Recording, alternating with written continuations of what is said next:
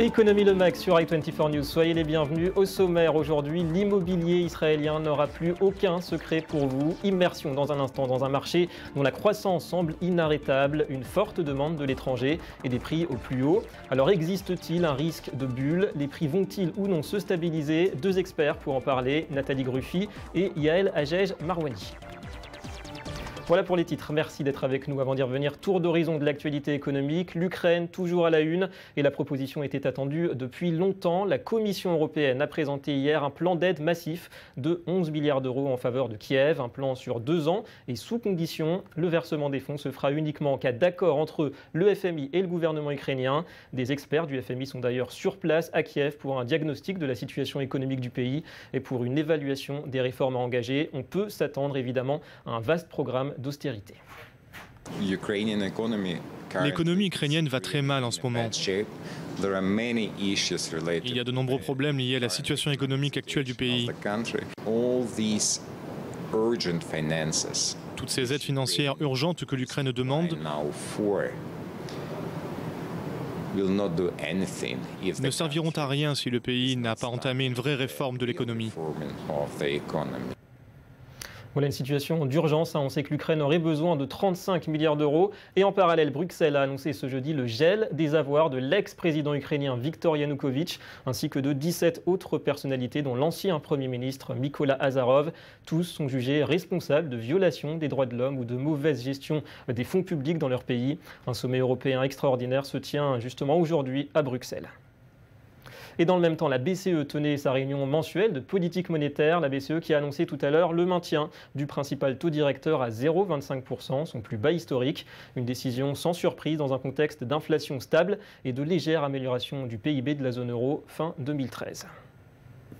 Et on revient sur cette décision hier de la Commission européenne de placer la France sous surveillance renforcée. Une annonce qui met Paris au niveau de Madrid ou de Dublin et qui ouvre la voie à une tutelle de l'économie française. Bercy promet en réponse de poursuivre les efforts de redressement des finances publiques. Bruxelles pointe du doigt le manque de compétitivité de la France et le niveau élevé de sa dette. En dépit des mesures prises pour relancer la compétitivité, il y a eu peu de preuves de rééquilibrage.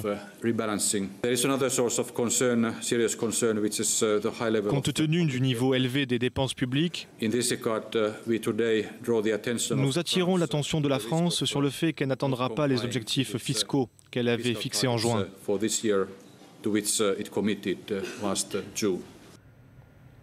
Voilà, du positif tout de même pour la France et pour le gouvernement, puisque la courbe du chômage se serait bel et bien inversée fin 2013. Les chiffres de l'INSEE indiquent ce jeudi une baisse de 0,1 point du taux de chômage, la première depuis le deuxième trimestre 2011. Une donnée qui contredit la hausse des inscriptions à Pôle emploi, mais qui satisfait le Premier ministre. Ça y est, elle est inversée. Les chiffres du Bureau international du travail viennent de le dire. Dans quel sens ça ira. Ce qui compte, c'est la tendance. Ce qui compte surtout, c'est pas s'arrêter en chemin. C'est le moment d'accélérer. C'est le moment de mettre le turbo. C'est le moment de faire vivre le pacte que le président de la République a proposé aux forces vives du pays pour que 2014 soit vraiment le tournant de la reconquête économique, de la croissance et je dirais du recul durable du chômage. Ça, c'est l'essentiel de mon combat.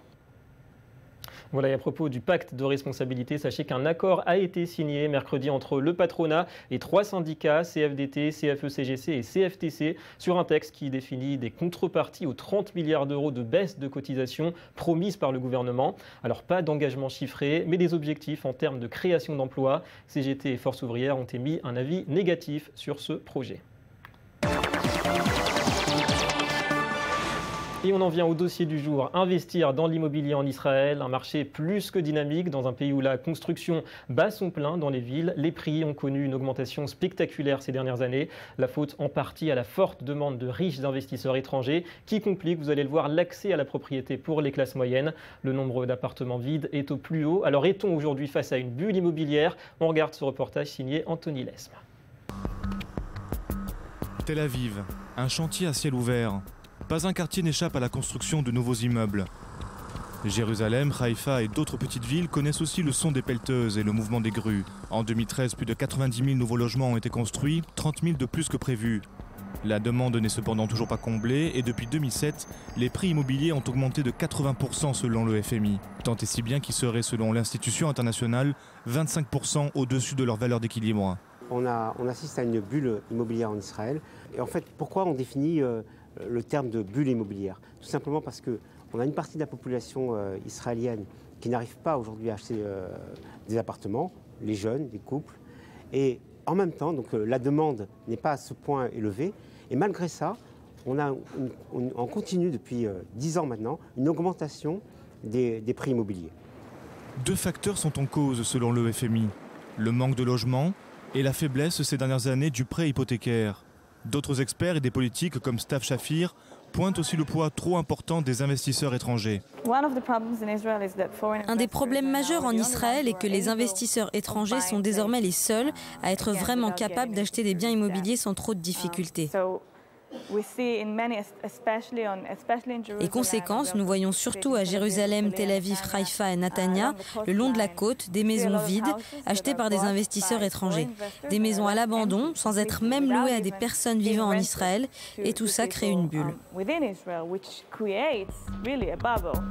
Selon le ministère des Finances, 47 000 logements sont vacants en Israël. Un minimum qui pourrait être doublé, voire triplé selon différentes méthodes de calcul. Cette pression immobilière pousse depuis 10 ans les prix à la vente et de la location à la hausse. Cri de colère en 2011, les Israéliens sont descendus dans la rue, demandant entre autres une limitation des prix de l'immobilier. 2 ans plus tard, la Knesset a voté des premières mesures, notamment en mettant fin à de nombreuses facilités pour les investisseurs étrangers. Cette réforme, déjà principalement, réduit très largement le champ d'application des exemptions fiscales pour les étrangers. Pour en bénéficier, il faut être israélien résidant en Israël. Pour exemple, aujourd'hui, un bien de 420 000 € est taxé à 22 000 € contre 4 000 avant la réforme. L'État a voulu aussi limiter l'investissement dans la pierre des étrangers, mais aussi des Israéliens en supprimant certains avantages. Même quand on est israélien, aujourd'hui, lorsqu'on possède plus d'un seul appartement, on n'a plus droit aux exemptions et abattements sur la taxe d'acquisition et la taxe sur la plus-value lors d'une transaction immobilière.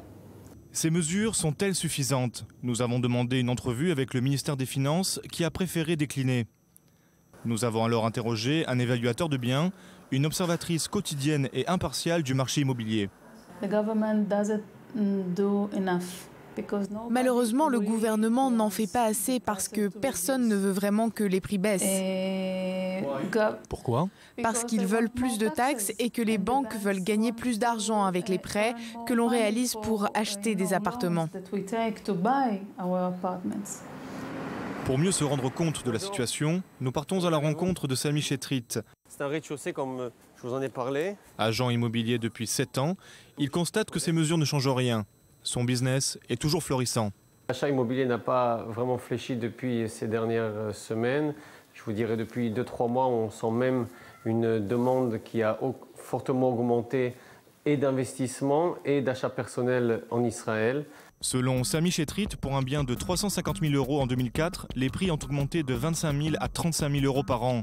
Et les récentes mesures du gouvernement n'ont pas encore limité les envies de ce particulier à la recherche d'un investissement. Mon envie de faire une acquisition en Israël m'a pas été du tout freinée par les nouvelles lois, entre autres les 25% sur la plus-value qui ont été appliquées ou tout autre type de loi. La bulle immobilière pourrait-elle éclater en Israël? Pas vraiment selon les experts interrogés.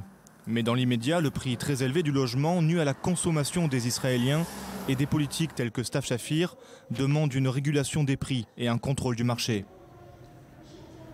Ouais, alors on le voit, la question n'est peut-être pas tant de savoir s'il y a oui ou non une bulle immobilière en Israël. La question c'est surtout de savoir si cette bulle supposée va ou non éclater. Nous accueillons Nathalie Gruffy, bonjour. Bonjour. Vous êtes agent immobilier et puis Yael Hajej Marwani, bonjour. Bonjour. Vous êtes avocate en Israël, spécialiste aussi de l'immobilier. Bienvenue à toutes les deux. Alors on va parler, si vous le voulez bien, d'abord des facteurs qui ont conduit finalement à cette situation qui a creusé les inégalités entre les Israéliens. D'abord, Israël, c'est un marché particulier, ça attire les investisseurs du monde entier. Est-ce que c'est là que commence le problème, Nathalie? Ça fausse la donne. Personnellement, je pense que non, parce que les Israéliens, comme faisant partie du monde, de la globalisation, la mondialisation, investissent comme les étrangers un petit peu dans le monde. Donc c'est un phénomène assez naturel pour vous? Absolument. Ils investissent en Israël, ils investissent aux États-Unis, ils investissent en Europe de l'Est. Donc Israël est finalement dans le grand jeu de l'immobilier mondial. Absolument. Pour vous. Votre avis, Yael, sur ce point? Je ne pense pas que cela fausse la donne. Il est évident que ça influence le marché puisque les étrangers n'ont pas toujours le même pouvoir d'achat que les Israéliens. Par contre, c'est ça aussi qui dynamise le marché. Donc, ça fait partie du marché immobilier. Alors d'un point de vue macroéconomique, est-ce que le gouvernement israélien aujourd'hui n'aurait pas intérêt à encourager la baisse à tout prix des prix de l'immobilier, peut-être pour soutenir l'économie, la consommation dans d'autres secteurs, selon vous? Yael, peut-être? Je pense que le gouvernement, s'il prend des mesures actuellement pour essayer de faire baisser les prix de l'immobilier, que celles-ci soient effectives ou non, il s'agit surtout d'une volonté sociale de répondre aux manifestations et aux exigences de la population. D'après moi, c'est vraiment un pas au niveau social. Nathalie, vous pensez qu'il y a des moyens de réguler ce marché de l'immobilier en Israël? De mon point de vue, le gouvernement fait, mais pas assez. Les réformes doivent se faire à plusieurs niveaux. Une réforme de l'urbanisme, désengorger le pays du Gush Dan. La région de Tel Aviv. Gush Dan. Gush Dan, c'est tout le centre. Oui. Tout le centre. Libérer la politique foncière, c'est-à-dire dégeler les terres dans tout Israël. Et surtout anticiper les plans d'immigration, les plans de croissance démographique. Israël se situe en 3e position en croissance démographique mondiale. Donc ça joue beaucoup aussi. Absolument. C'est un vrai problème. Il ne faut pas oublier non plus les changements des structures familiales. Ces dernières années, on voit que ça change. Il y a une croissance de familles monoparentales qui... Alors, est-ce que vous pensez que les réformes auxquelles on assiste actuellement, elles peuvent vraiment modifier la donne? On pense au logement vide quand même, c'est un vrai problème en Israël. Oui, alors là, vous parlez certainement de la réforme dont on a parlé fiscale, dans le reportage, qui tend à encourager l'achat pour les jeunes familles et à, entre guillemets, décourager les investisseurs qui ont plusieurs appartements à investir et en acheter encore. Cette réforme, d'un autre côté, encourage aussi les investisseurs étrangers et les personnes qui possèdent plusieurs biens à vendre leurs biens, puisqu'il faut savoir que dans les 4 années qui viennent, il y a un fort encouragement à la vente des biens pour les étrangers et pour ceux qui possèdent plusieurs biens. Donc évidemment, il s'agit d'un pas pour encourager les jeunes familles, encourager les jeunes acheteurs et éviter bien évidemment l'achat de logements par les étrangers qui les laisseront vides pour booster la classe moyenne, les familles, les jeunes couples. Exactement, les gens qui vont habiter les logements et qui en ont besoin. Ouais. Et au niveau de l'attractivité de ce marché, qu'est-ce qui pourrait freiner aujourd'hui finalement cette attractivité? Est-ce que c'est la donne géopolitique, par exemple? D'après moi, je suis désolée pour ceux qui espèrent une baisse. Je pense que je ne crois pas qu'il y ait quelque chose aujourd'hui qui puisse freiner le marché. Même un ralentissement économique? Je ne vois pas. Je ne vois pas. En Israël, on a vu malheureusement des guerres, intifada, des problèmes économiques. Je n'ai pas vu de baisse à long terme. Ouais. Pardon. Il faut surtout dire qu'Israël est un jeune pays proprement parlant. Au jour d'aujourd'hui, plus d'un tiers de la population ont entre 20 et 30e ans. Donc un âge pour fonder un foyer, faites le calcul, c'est très simple, il faut leur trouver l'âge de l'accession à la propriété, il recule aussi. Absolument, absolument. C'est très juif d'aider les enfants lors du mariage d'acquérir un chez-soi. Et ça évolue aujourd'hui. Alors au niveau géographique, est-ce que les grandes villes restent les valeurs sûres aujourd'hui ou bien est-ce qu'il faut miser aussi peut-être sur d'autres valeurs en bord de mer? On pense à Hadera, à Ashdod.